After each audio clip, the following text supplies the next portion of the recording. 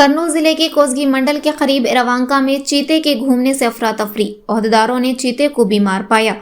कन्नौज जिले में चीते के घूमने से अफरा तफरी मच गई है। मुकामी लोगों को कोसगी मंडल सेंटर के करीब रवांका में एक चीता मिला। मामले का इल्म होने के बाद लोग बड़ी तादाद में चीते को देखने के लिए जमा हो गए। पुलिस ने मौके पर पहुंचकर लोगों को उस इलाके से दूर भेज दिया जहां चीता था। हुकाम ने पाया कि चीता बीमार था, जिसकी वजह से वो भाग नहीं सकता था। ओहदेदारों ने बताया कि चीते को डोनी महकमा जंगलात के दफ्तर में बुनियादी इलाज दिया जाएगा और उसे तिरुपति चिड़ियाघर मुंतकिल किया जाएगा।